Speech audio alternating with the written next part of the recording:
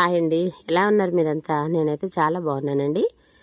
ఈరోజు మీకు ఒక నెట్ బ్రాసో క్లాత్ చూపిస్తున్నాను. ఇదేంటంటే చర్చెస్లో క్రిస్టియన్స్ చర్చెస్లో బైబిల్ మెసేజ్ చెప్పేటప్పుడు పోడియం మీద వేసుకోవడానికి క్లాత్ అనమాట. అలా కూడా వేయచ్చు.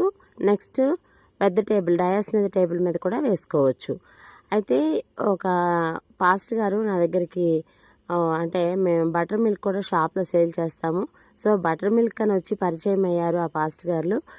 వాళ్ళు ఈ క్లాత్ మీద వర్క్ చేసిమ్మని చెప్పేసి అడిగారు. వాక్యం ప్లస్ వాక్యం అంటే చీకటి నుండి వెలుగులోనికి అని అన్న వర్డ్ని నెక్స్ట్ క్రాస్ ఒకటి వర్క్ చేసిమ్మని చెప్పి అడిగారు. దాన్ని కస్టమైజ్ చేయించి నేను తీసుకొచ్చాను. ఇది చూసారా, చాలా నెట్ బ్రాసో అండి.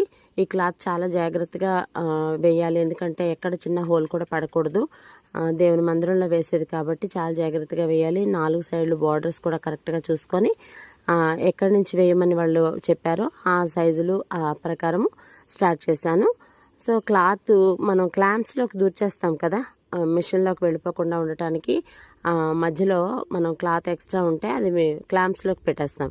కానీ అలా కాకుండా చిన్న క్లాంప్స్ ఉంటాయి కదా, ఆ క్లాంప్స్ని ఈ మిగిలిన క్లాత్ని సన్నగా రోల్ చేసి దానికి క్లాంప్స్ అనేవి ఒక 3-4 పెట్టేస్తే క్లాత్ అనేది హోల్స్ పడకుండా ఉంటుంది. జాగ్రత్తగా అది మళ్ళీ విడదీసినప్పుడు మనకి నీట్గా వస్తుంది. ఇలా చేసి మొత్తం అంత వర్క్ స్టార్ట్ చేశాను.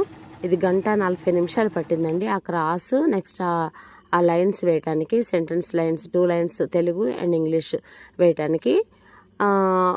ఒకవేళ ఎవరైనా నా వీడియో క్రిస్టియన్స్ ఎవరైనా చూసినట్లయితే మీకు ఎట్లాంటి వాక్యాలు కావాలన్నా కానీ కామెంట్ బాక్స్లో తప్పకుండా కామెంట్ చేయండి.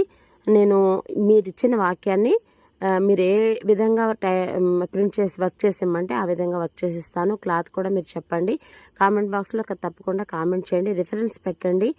ముందుగా నా వీడియోని మీరు ఫస్ట్ టైం చూస్తున్నట్లయితే కనుక తప్పకుండా సబ్స్క్రైబ్ చేసి లైక్ చేయండి, షేర్ చేయండి, కామెంట్ చేయండి.